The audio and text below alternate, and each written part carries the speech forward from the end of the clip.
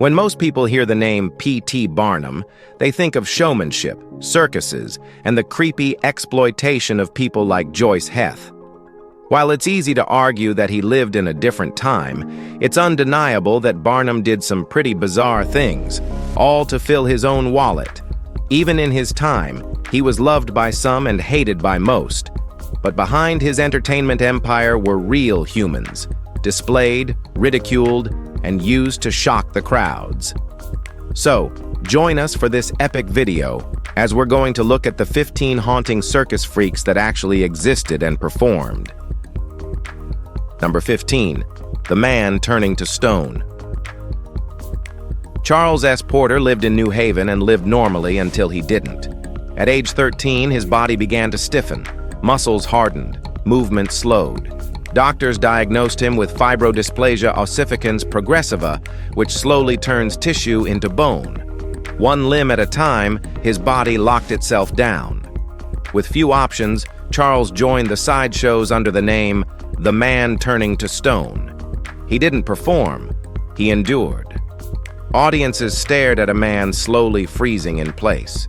There was no act. He sat still and let them watch.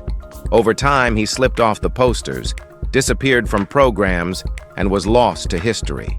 No obituary, no final tour, no clear end. Just silence. His image remained, though. People remembered the man who turned stillness into something they couldn't forget. Charles wasn't trying to shock them. He was trying to survive, even as his own body betrayed him. The truth was in the silence. And in that silence, he stayed. Number 14. R.H. Hubbard. R.H. Skeets. Hubbard built his name on pain most people couldn't bear to watch. He pushed 8-inch nails through his face and once pulled a wagon using metal hooks lodged in his eyelids. Audiences screamed, yet he stood quiet, focused, and steady. He was born sometime after World War II and left little behind. There are no records, barely a few photographs, just fading posters from forgotten fairs. They billed him as the Human Blockhead or the Torture King, names that said more about the act than the man. He never smiled for the crowd or tried to impress anyone. He just did what paid the bills. For him, pain wasn't theater, it was work. Rent and food came before pride. When others looked away, he kept going, steady as iron. He didn't chase fame or pity, he simply endured.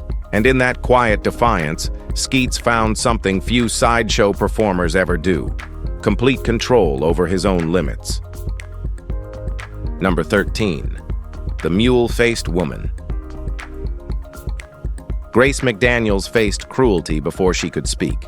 She was born in 1888 with a severe facial deformity and was branded the mule-faced woman by promoters who saw profit in pain.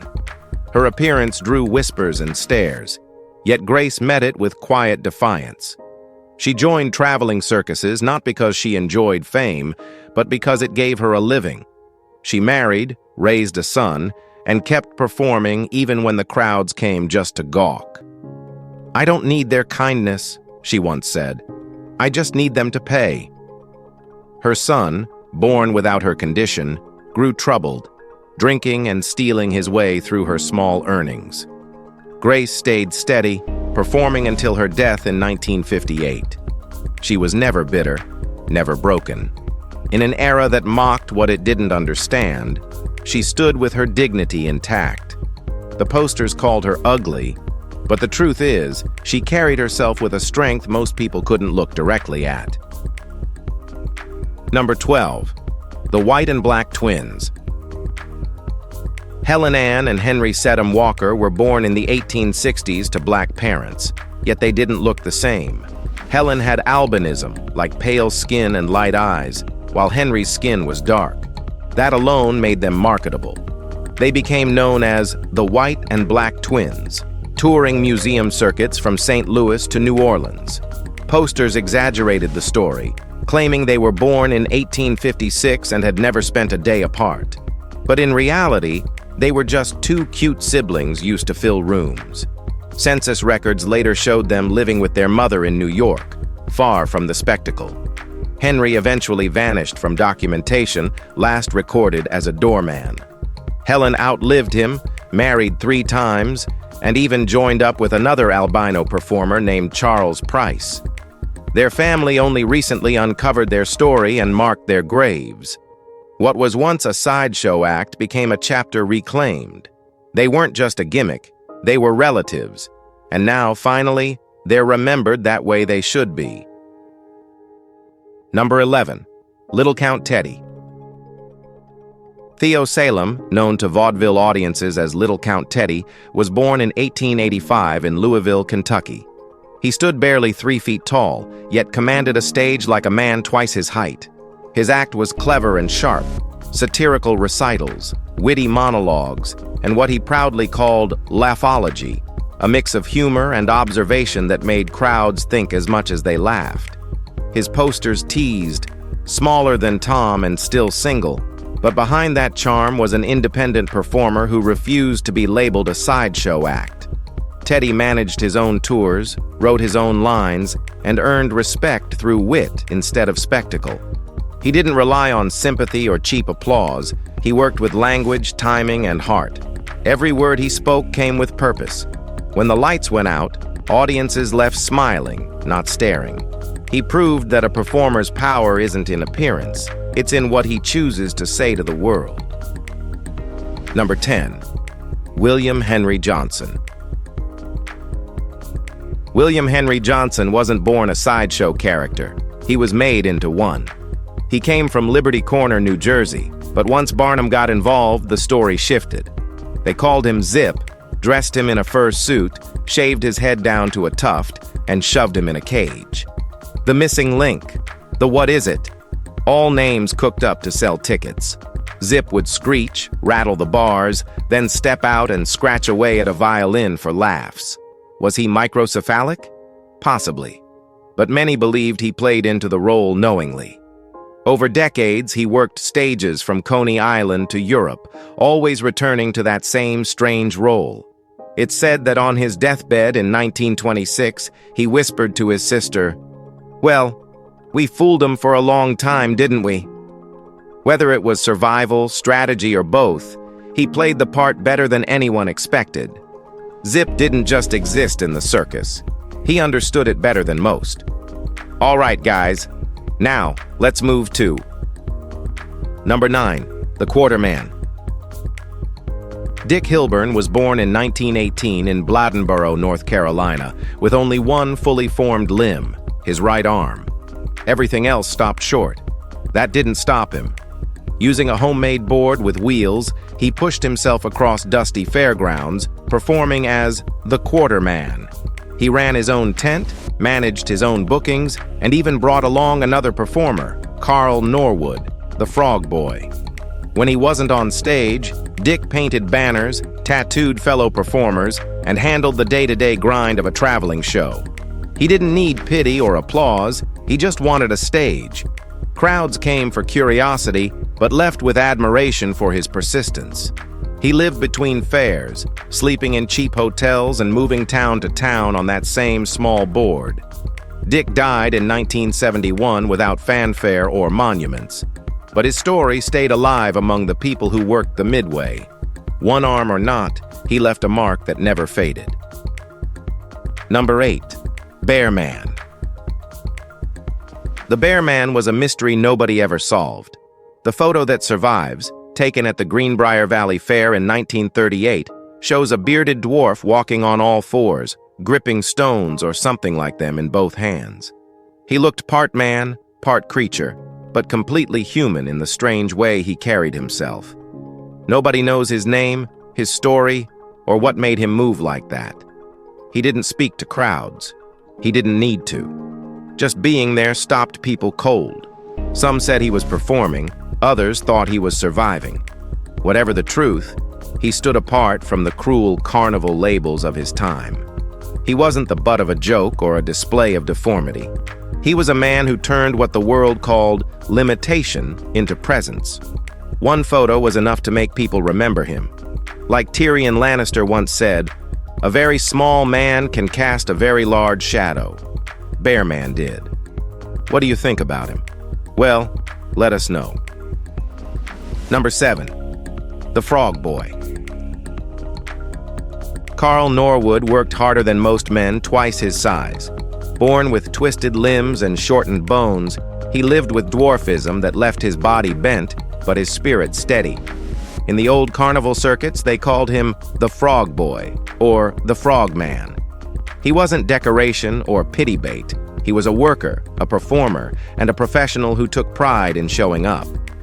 After his friend Dick Hilburn, the Quarter Man, passed away, Carl kept touring through Ward Hall's show and other small acts across the South. He rarely smiled for applause and never begged for sympathy. "I never asked for applause," he once said. "Just a fair wage." He died in Atlanta at only 37, without headlines or fortune, but with respect from those who knew the grind. His body might have seemed fragile, but his will wasn't. Carl Norwood didn't chase attention. He earned survival, one performance at a time. He was a man, not a fake attention-seeking guy. Number 6. The Elephant Man. Well, this guy was a real legend. Joseph Merrick, known to the public as the Elephant Man, lived a life defined by both horror and dignity. Born in England in 1862, he developed severe deformities that distorted nearly every part of his body. His skin thickened and folded over itself, his head grew to an extraordinary size, and one arm swelled far beyond use. As a young man, he worked odd jobs until society pushed him into exhibition halls, where people paid to stare. Beneath the physical burden, Merrick carried a deep mind and gentle heart. He read, wrote poetry, and longed for normal company. Doctors later found refuge for him in London Hospital, where he lived out his last years in rare peace. To most, he was a curiosity. To a few, a reminder of compassion's weight. Merrick didn't seek fame. He sought understanding. In a world obsessed with beauty, he showed what real humanity looks like when stripped of illusion. Number 5. Ernie Defort. Ernie didn't get to write his story, not at first. Born with a parasitic twin, a second, undeveloped body named Len protruding from his chest, he became a medical curiosity before he could even speak. Doctors lined up to study him. Promoters slapped him on posters as Ernie Len, the world's strangest living boy. The image sold tickets. People didn't see a kid. They saw a headline. In 1943, surgeons removed Len in what became a celebrated operation. For Ernie, it was less about science and more about reclaiming his body.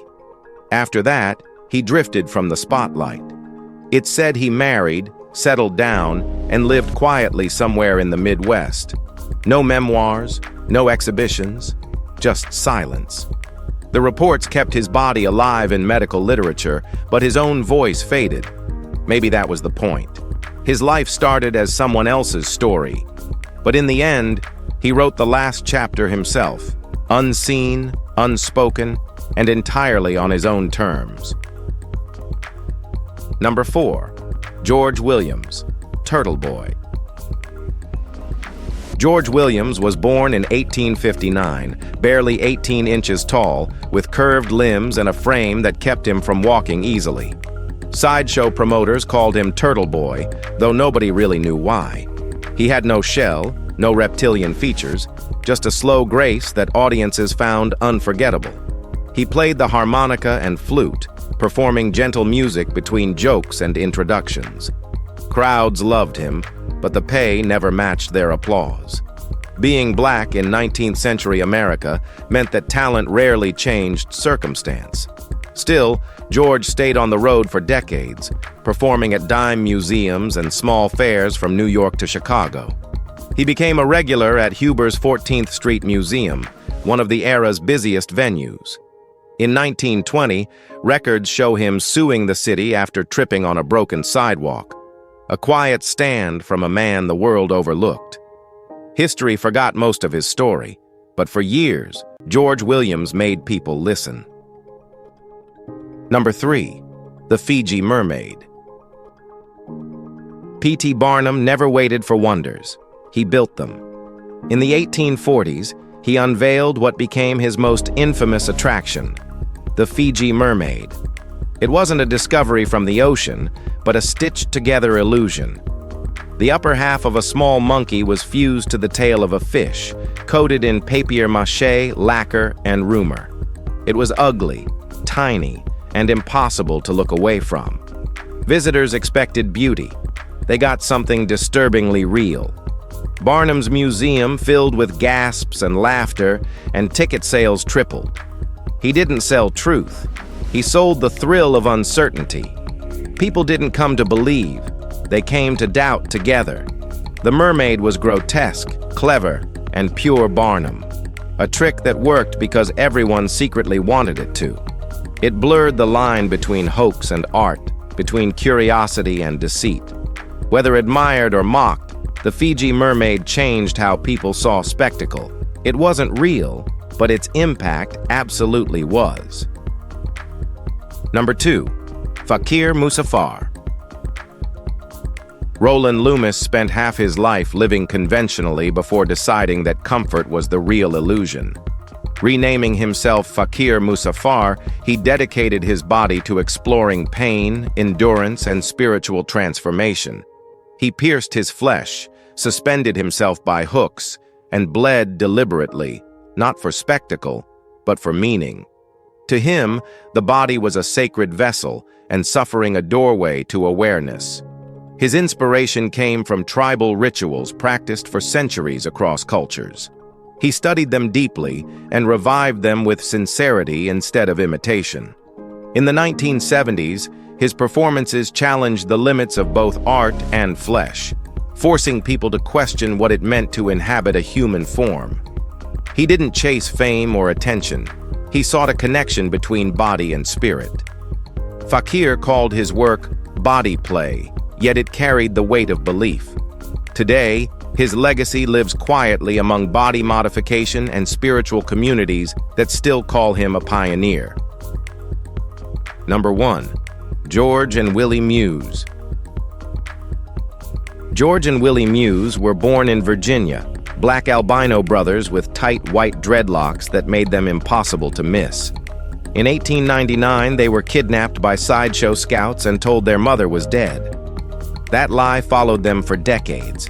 Promoters gave them new names, Echo and Iko, and spun stories about Martians, Ecuadorian cannibals, or sheep-headed aliens. None of it was true. They were just boys from Franklin County. They toured with Al G. Barnes, later with Ringling Brothers, drawing huge crowds who believed the stories. But in 1927, during a stop in Virginia, their mother saw them again and fought to bring them home. She got a lawyer. She got them contracts. And for the rest of their careers, George and Willie finally earned what they deserved. They retired in 1961 with money, dignity, and their names intact. Willie lived to 108. They weren't mysteries, monsters, or men from Mars, just two brothers who came home. We really hope you've enjoyed this video. If you did, be sure to like it, share it, and subscribe for more content like this. Thanks for hanging with us, and we'll see you very soon.